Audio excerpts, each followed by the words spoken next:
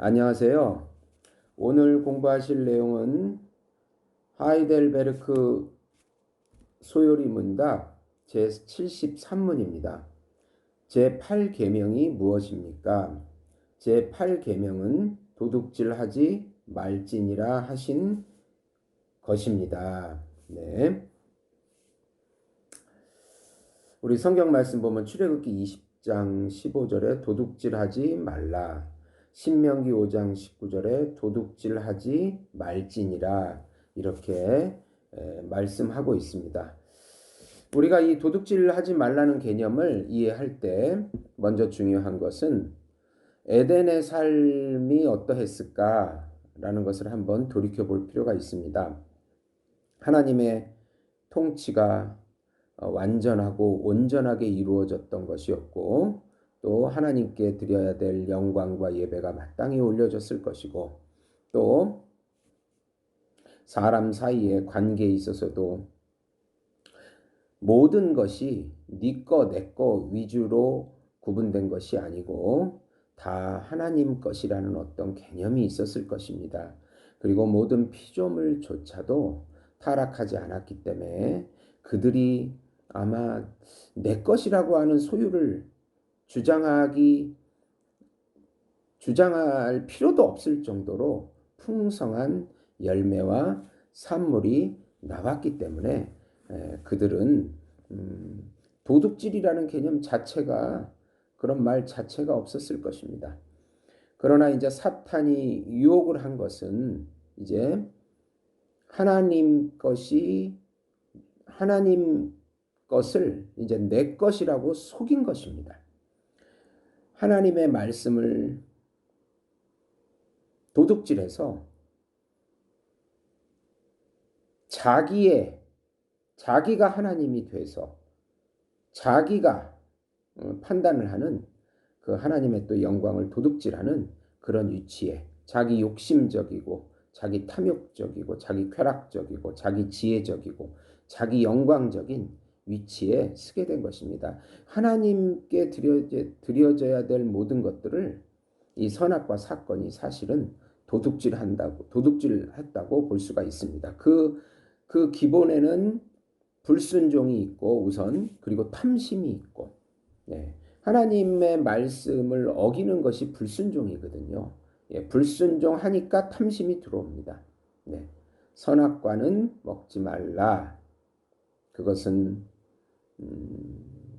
하나님 말씀에 그 순종해야 하는 것을 어김으로 이제 모든 것이 이제 내 것이 되어버리는 죄가 들어온 것입니다. 그래서 이 도둑질하지 말라는 개념 속에는 원론적인 얘기지만 불순종과 탐심과 욕심이 그렇게 도사리고 있는 그 기초가 되었던 것입니다.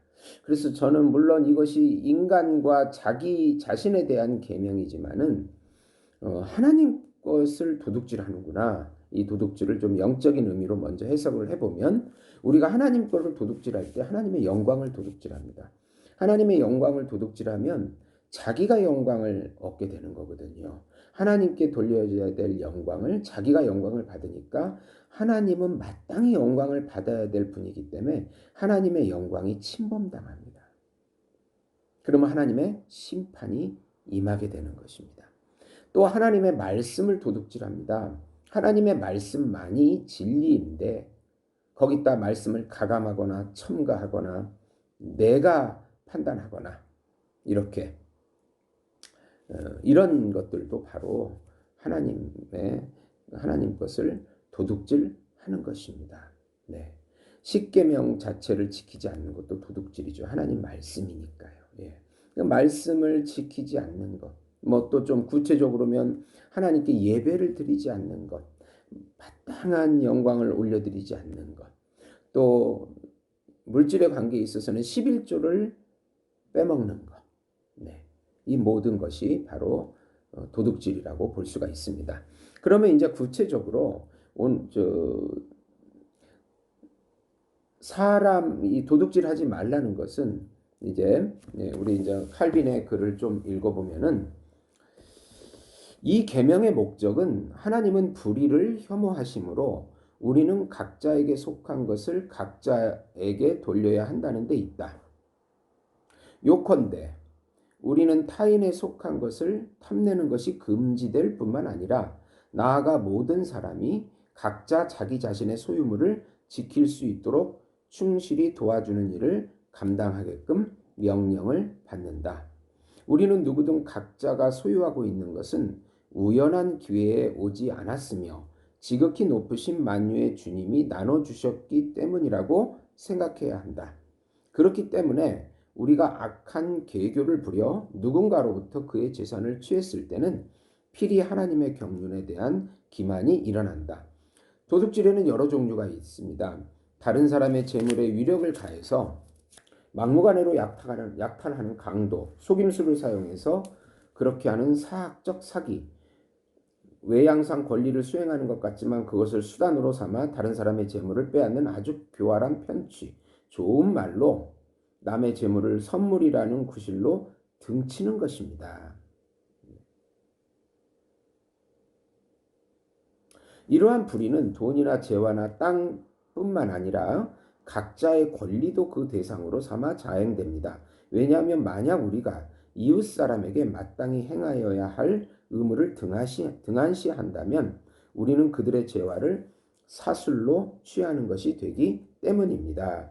만약 게으른 대리인이 관리인이 주인의 재산을 탕진하거나 가정의 일을 제대로 돌보지 않거나 맡겨진 재물을 불이하게 낭비하거나 사치스럽게 낭비한다면 만약 종이 주인을 조롱하거나 그의 은밀한 일들을 폭로하거나 그의 생명이나 죄와에 관련하여 배신을 한다면 만약 주인이 집안에 있는 자기 수하들을 비인도적으로 학대한다면 이 모든 일은 하나님 앞에서 도둑질로 여겨진다. 왜냐하면 자기의 소명에 따라 다른 사람에게 빚진 직무를 수행하지 않는 자는 다른 사람에게 속한 것을 자기가 쥐고 있거나 자기 것으로 삼고 있기 때문이다. 네. 그러니까 하나님이 주신 인권에 대한 존중, 어, 이런 것을 도둑질하면 안 됩니다. 사람의 인권까지 이렇게 도둑질하는 그런 시켜서 자기 이득을 유지하는 것들, 그리고 뭐 물질은 말할 것도 없고 사기치고 과도한 이익을 얻고 주가를 조작하고 이런 모든 것을 통해서 상대에게는 피해가 가고 자기에게는 과도한 이익이 가는 것. 네. 상대가 마땅히 누려야 할 삶의 권리를 빼앗는 것이기 때문에 도둑질이 됩니다. 참 단지 재물의 개념보다 이제 그런 어떤 인권이나 재물이나 그리고 이런 자기가 행해야 될 의무나 뭐 이런 것까지 확대해서 생각해 볼 수가 있을 것입니다. 네.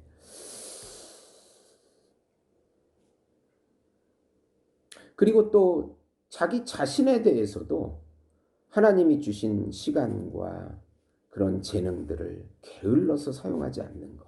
남을 위해서 마땅히 물질을 풍성하게 받았으면, 유산을 받았으면 남을 위해서 쓰지 않는 것. 그리고 자기 쾌락만을 위해서 사용하는 것. 이 모든 것들이 바로 도둑질이라고 볼 수가 있겠습니다. 들어주셔서 감사합니다.